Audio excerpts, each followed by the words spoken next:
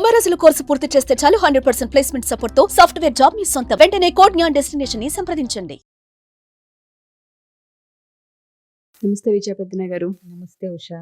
భార్యల పైన కొన్ని సందర్భాల్లో భర్తలకు అనుమానాలు వస్తూ ఉంటుంటాయి. భార్యలు చేసే ఏ పనుల వల్ల ఈ అనుమానం అనేది మొదలవుతుంది అంటారు? అసలు అప్పటిదాకా బాగున్న ఇద్దరి మధ్య సడన్గా అనుమానించడం అనేది ఎక్కడో ఒక పని వల్లనో ఏదో ఒక ఇన్సిడెంట్ వలన మొదలవుతూ ఉంటుంది. ఏ పనుల వల్ల ఏ ఇన్సిడెంట్స్ వల్ల అనుమానం కలిగే అవకాశాలు ఉంటాయంటారు? భార్యాభర్తలు అన్నాక ఒకళ్ళ మీద ఒకళ్ళకి ఫస్ట్ నమ్మకం ఉండాలి.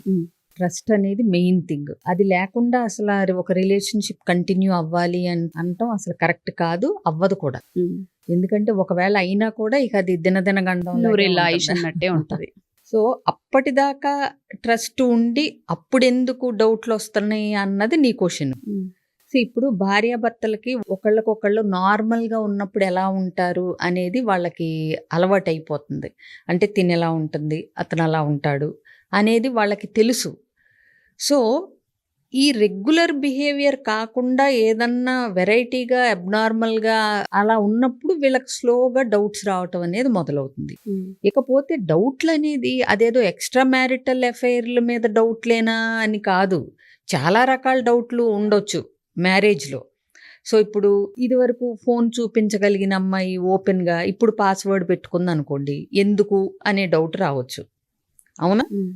సో ఇదివరకు తన ఖర్చులు అవన్నీ ఓపెన్గా చెప్పే అమ్మాయి ఇప్పుడు తను స్పెషల్గా డబ్బులు దాచుకుంటున్నట్టుగా బయటపడింది అనుకోండి, నా డబ్బులు, అది కూడా డౌట్ రావచ్చు. ఆ డౌట్లు అనేవి కూడా రకరకాలుగా రావచ్చు, చెప్పలేము. అంటే ఈ అమ్మాయి ఎవరికన్నా ఇస్తుందా, వేరే వాళ్ళకి హెల్ప్ చేస్తుందా, ఇంటికి పంపిస్తుందా, వాళ్ళ ఇంటికి పంపిస్తుందా, నేను నన్ను అడిగితే ఇవ్వనేమో అని పంపిస్తుందా, ఇలా రకరకాల డౌట్లు ఉంటాయి. సో అలాగే ఇదివరకు అన్ని విషయాలు షేర్ చేసుకునే అమ్మాయి ఇప్పుడు చెప్పటం ఆపేస్తే ఎందుకు ఇలా మారిపోయింది అనే డౌట్ రావచ్చు, అవునా? ఇదివరకు ఓపిక్గా ఓర్పుగా ఉండే అమ్మాయి ఇప్పుడు మాటిమాటికి కైమంటే ఏమవుతుంది అసలు ఆయన, ఇలా రకరకాల డౌట్లు రావచ్చు. ఇంకొకటి, మనం వాళ్ళ మీద వాళ్ళకి నమ్మకం తగ్గుతున్నప్పుడు, ఇన్సెక్యూర్గా ఫీల్ అవుతున్నప్పుడు కూడా ఎదుటి వాళ్ళ మీద డౌట్లు రావటం అనేది జరుగుతూ ఉంటుంది. అంటే ఏంటి, సపోజ్ ఇతను ఉద్యోగం పోవటం కానీ లేకపోతే సడన్గా ఏదన్నా బిజినెస్లో లాస్ అవుతున్నప్పుడు కూడా ఆవిడ పెట్టే ప్రతి ఖర్చు మీద ఇతనికి డౌట్ రావటం స్టార్ట్ అవుతుంది. అంటే నేను ఇచ్చే డబ్బులు సరిపోతున్నాయా లేదా, అందుకే దాచుకుంటానంటుందా, అంటే అతనిలో ఉండే ఫీలింగ్స్, పాస్ట్ ఎక్స్పీరియన్స్లు, అనుభవాలను బట్టి కూడా వాళ్ళ ఆవిడ మీద డౌట్లు వచ్చే అవకాశం ఉంటుంది. సో చుట్టూ ఉన్న పరిస్థితుల్ని బట్టి కూడా. సో అంతవరకు బాగా చూస్తున్న భార్య ఒకవేళ తన తల్లిదండ్రుల్ని ఇప్పటి నుంచి సరిగ్గా చూసుకోదా, నా ఉద్యోగం పోయింది కాబట్టి మా పేరెంట్స్ మీద ఆ ఎఫెక్ట్ పడుతుందా, నేను సంపాదించట్లేదు కాబట్టి ఎక్కువ, తన సంపాదనే ఇప్పుడు ఎక్కువ అవుతుంది కాబట్టి నన్ను చులకన చేస్తుందా, ఇలాంటివన్నీ అతనికి ఉండే ఇన్ఫీరియారిటీ, ఇన్సెక్యూరిటీస్ వల్ల కూడా భార్య మీద అనుమానాలు, అపోహలు ఏర్పరచుకునే అవకాశాలు ఉంటాయి. సో ఇకపోతే ఎక్స్ట్రా మ్యారిటల్ అనుమానాలు వస్తున్నాయి అంటే కనుక అది ఎందుకు అంటే, ఇప్పుడు ఇందాక నేను చెప్పినట్టు ఫోన్లు ఎక్కువ మాట్లాడటం, డబ్బులు ఎక్కడ ఖర్చు అయింది చెప్పకపోవటం, లేకపోతే ఇంటికి టైంకి రాకపోవటం, ఎక్కువ ఫోన్లో, అంటే ఇంటికి ఇదివరకు ఇచ్చినంత ప్రాముఖ్యత, ఇంట్లో మనుషులకి ఇదివరకు ఇచ్చినంత అటెన్షను, పిల్లలు, హస్బెండ్ పట్ల ఇదివరకు ఉన్నంత కన్సర్న్ ఇవి తగ్గుతూ వేరే వ్యాపకాలు ఆవిడికి ఎక్కువ అవుతున్నాయి అన్నప్పుడు ఇతనికి డౌట్ వచ్చే అవకాశాలు ఉంటాయి. అవన్నీ నిజం అవ్వచ్చు, కాకపోవచ్చు. ఆ అమ్మాయి ఇప్పుడు ఫ్రెండ్స్కి ఎక్కువ ఇంపార్టెన్స్ ఇచ్చి ఫ్రెండ్స్తో సినిమాలకి, షికార్లకి, కొలీగ్స్తో టైం స్పెండ్ చేయడానికి ఎక్కువ ఒక ఫ్లోలో, ఒక్కొక్క ఫేజ్లో ఒక్కొక్కలాగా ఉంటారు. సో ఇప్పుడు కొంచెం పిల్లలు పెద్దవాళ్ళు అయ్యారు కాబట్టి ఆ అమ్మాయి షాపింగ్లు, సినిమాలు, షికార్లు చేస్తూ హస్బెండ్ని నెగ్లెక్ట్ చేయొచ్చు. అంత మాత్రాన ఎక్స్ట్రా మ్యారిటల్ ఎఫైర్ ఉందా అనే డౌట్లు అంత త్వరగా పడకపోవటం మంచిది. ఎందుకంటే ఇన్నాళ్ళ ఇదిలో ఒకళ్ళ మీద ఒకళ్ళంటే ఒకళ్ళేంటో తెలిసి ఉంటుంది కాబట్టి. సో నీకేదన్నా డౌట్లు వస్తే, ఏంటి మధ్య ఇంటికి త్వరగా రావట్లేదు, ఫ్రెండ్స్తో సినిమాలు, షికార్లు ఇవి అవ్వటం వల్ల తను ఎలా మిస్ అవుతుంది, తను ఎలా ఇన్సెక్యూర్గా ఫీల్ అవుతుంది, ఇవి కమ్యూనికేట్ చేయొచ్చు. చాలా మందికి కమ్యూనికేట్ చేయటం రావకపోవటం వల్ల కూడా డౌట్లు వస్తాయి. డౌట్లు ఉన్నవి ఎలా క్లియర్ చేసుకోవాలో తెలియక కూడా ప్రాబ్లమ్స్ వస్తాయి. సో ప్రతి డౌట్ అంటే నీకొచ్చిన ప్రతి డౌట్ వ్యాలిడ్ డౌటే అన్నది కూడా ఏం లేదు. సో కాబట్టి క్లియర్గా కన్ఫర్మ్ చేసుకోవాలి ఏంటి జరుగుతుంది మీ వైఫ్ ఇదిలో అని. ఇంకోటి వాళ్ళకు కూడా మెనోపాజల్ స్టేజ్లు ఇవి వచ్చినప్పుడు కూడా వాళ్ళకి చిరాకులు ఎక్కువ, విసుక్కోటాలు ఇవన్నీ అవుతూ ఉంటాయి. సో ఇదివరకు ఇట్లాగా నా మీద ప్రేమ చూపించట్లేదు, ఆఫీస్లో ఎవరి మీదన్నా ఇష్టపడతానేమో, ఇలాంటి చెత్త డౌట్లు రావాల్సిన అవసరం కూడా లేదు. ఓకే. అసలు ఫస్ట్ ఆఫ్ ఆల్ డౌట్లు మొదలవుతున్నాయి అన్నప్పుడే ఏంటి అనేది కూర్చోబెట్టి అందంగా ఎలా మాట్లాడాలో తెలుసుకోవాలి. ఇకపోతే ఆ ఫైనాన్షియల్ ఇష్యూస్లో డౌట్స్ రావచ్చు, రిలేషన్షిప్ విషయాల్లో డౌట్స్ రావచ్చు, ప్రేమ చూపించే విషయాల్లో డౌట్స్ రావచ్చు, బాధ్యతలు నిర్వర్తించే విషయంలో డౌట్స్ రావచ్చు. అంటే ఇదివరకు అంటే పిల్లల్ని ఇతను ఒకలాగా పెంచాలి, ట్రీట్ చేయాలి, ప్రేమ చూపించాలనుకుంటాడు, ఆవిడ ఇంకొకలాగా చెప్తుంది.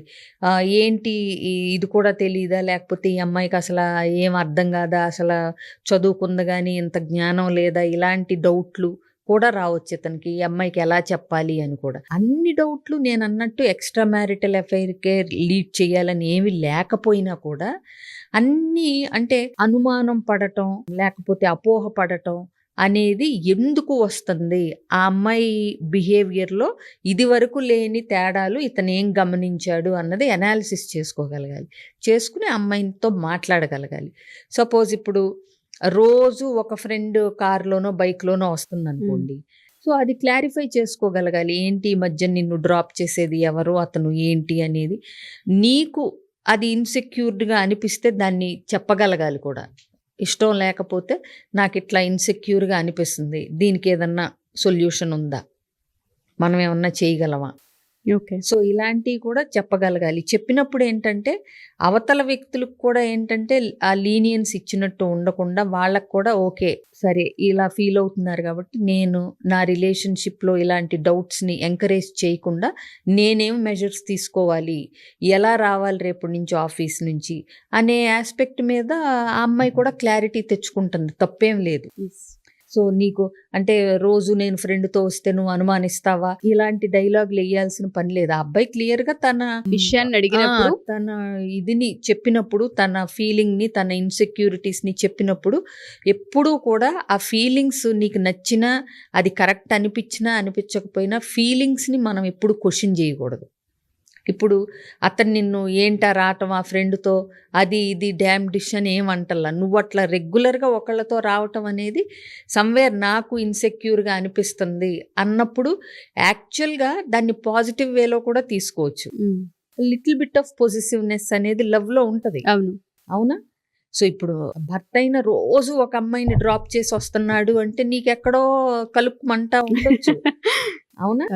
సో అవ్వాలా అవ్వకపోవాలా, తప్ప రైటా అనేది ఏం లేదు ఇక్కడ. నీకు పూర్తి నమ్మకం, నీకు అసలు నీ మీద నీకు నమ్మకం, నీ హస్బెండ్ మీద నమ్మకం ఉన్నప్పుడు నీకు రోజు ఒక లేడీ కొలీగ్ నీ హస్బెండ్ డ్రాప్ చేసి వచ్చినా ఏమి నువ్వు తొణకకుండా బెనక్కుండా ఉండొచ్చు. అలాంటిది ఇంకొక అమ్మాయికి మాత్రం ఇది ఇప్పుడు లేకపోయినా ముందు ముందు ఏదన్నా ఓవర్ ఫ్రెండ్షిప్ అవ్వచ్చా, లేకపోతే ఏదన్నా లీడ్ చేయొచ్చా అనే డౌట్లు నీకుంటే ఆ ఎక్స్ప్రెషన్ నువ్వు ఇవ్వచ్చు హస్బెండ్తో కానీ వైఫ్తో కానీ.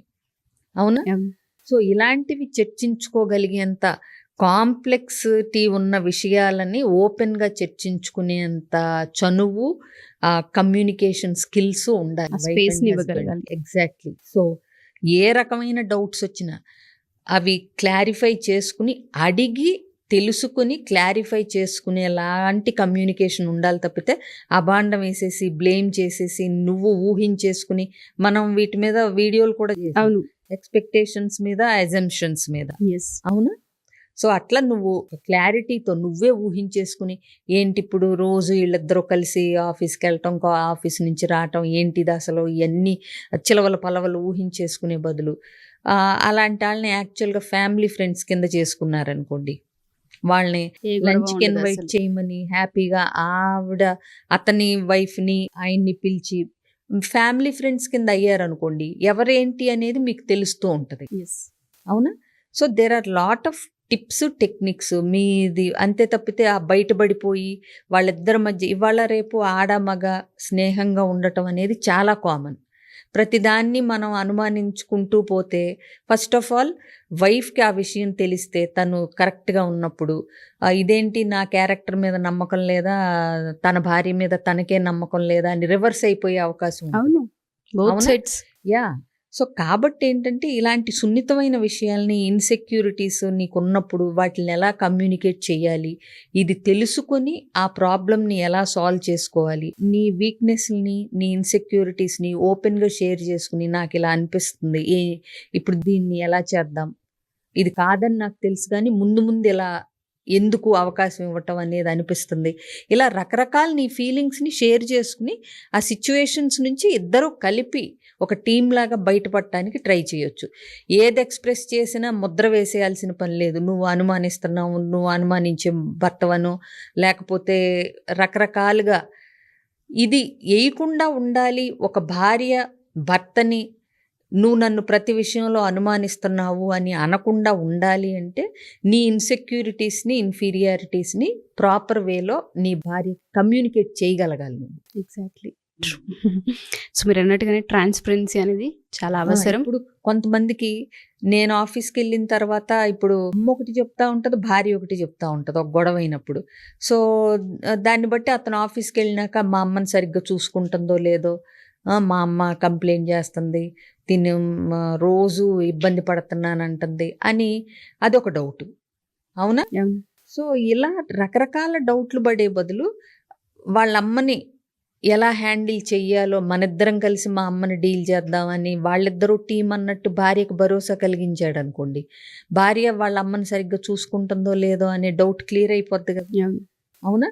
సో అట్లాగే ముగ్గురు కూర్చుని మాట్లాడుకుని వాళ్ళ అమ్మ, వాళ్ళ వైఫ్, ఈయన ఎట్లా బౌండరీస్ సెట్ చేసుకోవాలో క్లియర్గా కమ్యూనికేట్ చేయగలిగాడు అనుకోండి, ఎవరి పరిధులు ఏంటి అనేది, రోజు గొడవ ఉండదు కదా. అవును. సో అదే నేను అంటుంది, అనుమానం అనేది ఒక్క ఎక్స్ట్రా మ్యారిటల్ అనుమానాలే ఉండక్కర్లేదు. ట్రస్ట్ ఇష్యూస్ ఉంటాయి, ఫైనాన్షియల్ విషయాల్లో ట్రస్ట్ ఇష్యూస్ ఉంటాయి, తల్లిదండ్రులు చూసుకునే విషయాల్లో ఇష్యూస్ ఉంటాయి, ఇలా రకరకాల ఇష్యూస్ ఉంటాయి. కాబట్టి మాట్లాడి క్లారిటీ తెచ్చుకోవడం అనేది clarity better. తెచ్చుకోవచ్చు. ఇలాంటి విషయాలు ఎలా మాట్లాడాలో తెలియకపోతే గనక కౌన్సిలర్స్ని అప్రోచ్ మీట్ అవ్వచ్చు. డెఫినెట్గా మ్యామ్, చాలా పెద్ద టాపిక్ ఇది. ఒక చిన్న మాటతోనూ మనం దేన్ని కంక్లూజన్కి రాకూడదని చాలా క్లియర్గా తెలుస్తుంది. చాలా మందికి రిలేషన్షిప్లో చిన్న చిన్నవే, అటు ఫైనాన్షియల్ కావచ్చు, మీరు చెప్పినట్టుగా లేట్గా రావడం కావచ్చు, బాధ్యతల విషయంలో కావచ్చు, కొంత ఏదన్నా రెగ్యులర్గా కాకుండా కొత్తగా ఏదో కనిపించింది అంటే అక్కడే స్టార్ట్ అవుతూ మన ఉంటుంది, జీవితంలో మొదలైన మార్పుల వల్ల కూడా డౌట్లు డౌట్లు ఏర్పడుతూ ఉంటుంటాయి. ఎస్. సో దేన్ని కూడా ఒక కంక్లూజన్కి తీసుకోకుండా అడిగి క్లారిఫై చేసుకోవాలి. లేదా ఇప్పుడు కోవిడ్ వచ్చాక వైఫ్ అండ్ హస్బెండ్కి వాళ్ళ గురించి వాళ్ళకి తెలియని కొత్త విషయాలు బోల్డ్ అన్ని బయటకు వచ్చి రోజు తగులే. అవును, ఎందుకంటే ఇద్దరు ఆఫీస్కి వెళ్ళిపోయి పగలంతా లేదా భర్త ఆఫీస్కి వెళ్ళిపోయినప్పుడు ఉండే ఎన్వైర్న్మెంట్ వేరు, ఇద్దరు ఇంట్లో ఉన్నప్పుడు ఉండే ఎన్వైర్న్మెంట్ వేరు. అంటే భార్య పిల్లల మీద అంత గట్టిగా అరుస్తుంది అనేది తెలియని భర్త రోజంతా పిల్లలు ఇంట్లోనే ఉండి విసిగిస్తున్నప్పుడు అరిచే భార్యను చూసి అమ్మో ఈ అమ్మాయి ఇంత అంటే నోటి దురుసున్న అమ్మాయి, నాకు ఇంకా ఇంత అనుకోలేదు అని అనుకున్న వాళ్ళు కూడా ఉన్నారు. అలాగే భర్త గురించి నాకు ఇప్పుడు దాకా తెలియదు అని కోవిడ్లో కొత్త కొత్త విషయాలు, నెగిటివ్ విషయాలు, పాజిటివ్ విషయాలు తెలుసుకున్న వాళ్ళు కూడా ఉన్నారు. అవునా? సో కాబట్టి ఏంటంటే ఒక అజంప్షన్స్కి వచ్చే ముందల ప్రాపర్గా కమ్యూనికేట్ చేసుకుని, ఇంకోటి సందర్భాన్ని బట్టి కూడా మనుషుల మీద డౌట్లు వస్తూ ఉంటాయి. ఉండే సందర్భం, అవునవును, సిచ్యువేషన్స్ని బట్టి ఆ సిచ్యువేషన్ మీద డౌట్ ఎరైజ్ అయ్యేలాగా ఉందా లేదా అనేది కూడా మనం ఎవరికి వాళ్ళు కూడా చెక్ చేసుకోగలగాలి. True. అవునా? డెఫినెట్గా ma'am. Thank you ma'am, thank you so much. Suman టీవీలో మీ పర్సనల్ అండ్ బిజినెస్ ప్రమోషన్స్ కోసం కింది నెంబర్కి కాంటాక్ట్ చేయండి.